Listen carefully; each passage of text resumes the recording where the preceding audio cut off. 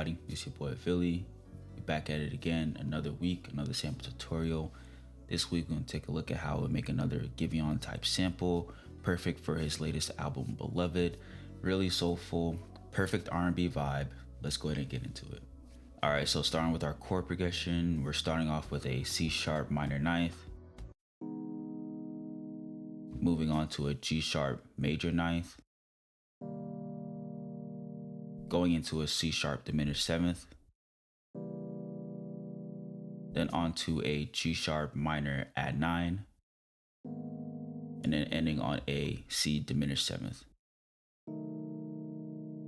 All right, so for our main sounds, which is going to be like the bed of my composition, I'm going to be using 2 rhodes, some strings, and a piano. Here's the first rhode.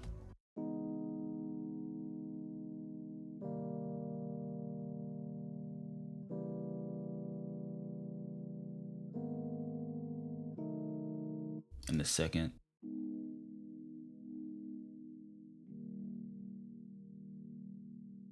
And I really wanted to bring these two together so I can get this sound.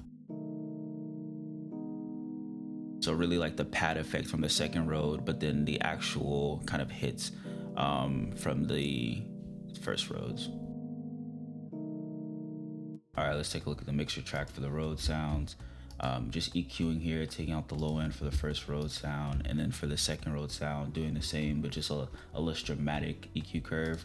I'm putting both of these sounds into kind of a bus where I'm kind of gluing them together, just slightly EQing out the mids and the low mids, and then I'm compressing the sound really to glue them together. All right, so for the next sound of my composition, I have some cello strings from Omnisphere. Let's take a listen.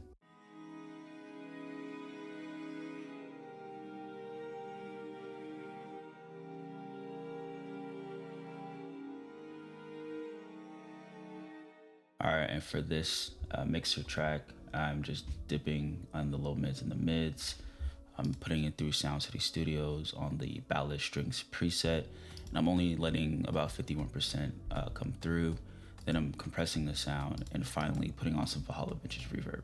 All right, and for my last kind of bed composition sound, I have a piano. Let's take a listen.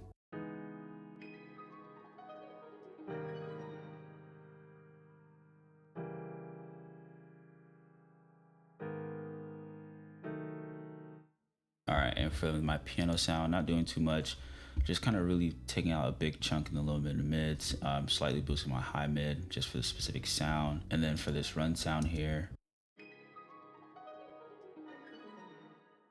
all I'm doing is putting it through EQ, some tape echo, and then finally rev spring reverb.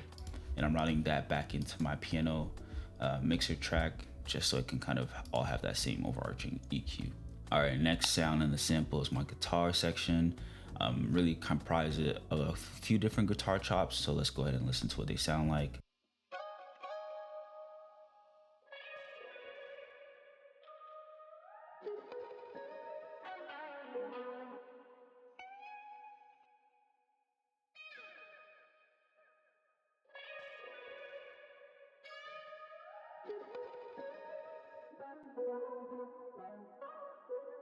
All right, I know that's a lot going on, but in the context of the overall sample, they all fit with each other and they're all in its own specific pockets.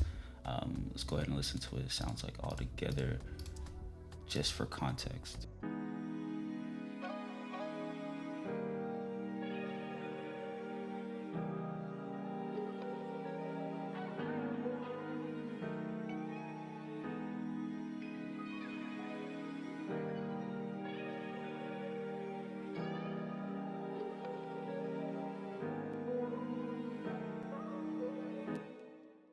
All right, and for my mixer track, for a bunch of the guitars, I'm all routing them to this mixer track 8 here, where I'm EQing the sound, putting on a tape echo, some chorus effect.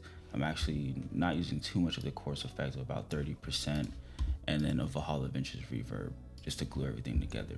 So sometimes when you're working with guitar chops that you're chopping yourself, sometimes you don't really get the exact chop you want, or it kind of cuts off abruptly. Specific example is for this one right here, where if I played it dry, it just cuts off. but I'm putting it in mixer track 9 and rounding it back to 8, where I have a tape echo and rev spring reverb, and putting it back into my overall guitar track to get this final sound. And it's a less harsh cutoff, and it actually kind of fits well within the mix. Next, for our vocals, because I did a lot in the guitar section, I didn't want to do too much in the vocal section for this sample, so I just kept it really light. And that sound actually only plays once throughout the entire sample, but this one repeated. And for this mixer track, I'm just putting on an EQ, a tape echo, another chorus effect at about 29%, and then Valhalla Vintage reverb on the live box chamber, and I just tweaked with the settings a little bit. All right, next let's listen to the live bass I played in. I try to follow some root notes while also doing some counter melodies on top. Let's go ahead and take a listen.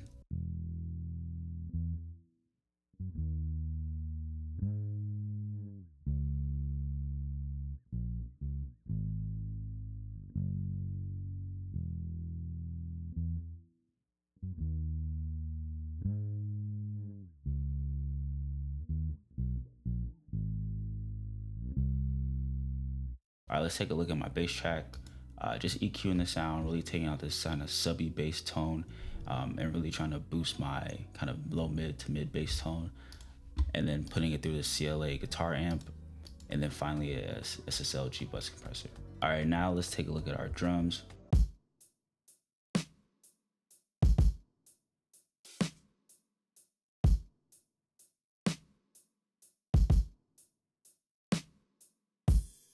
All right, so a really simple drum loop for a 3/4 time signature.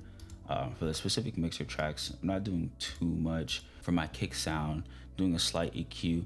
Anytime I double up on sounds, like I'm using 2 kicks to make 1 sound or 2 snares, I'll make sure I EQ it and then compress it just so I can glue those sounds together and really kind of create this unique sound. So for my kick, just doing a slight EQ curve and then compressing it. Same thing for my snare. Another slight EQ, and then also compressing this as well. And I'm doing the same thing for my hi-hat as well. And then I'm routing it into my drum bus, where I have this 8800 tape recorder on the drum bus preset. Then I'm putting it through an SSLG bus compressor. And then I'm also using Sound City Studios on the stereo drum machine punch.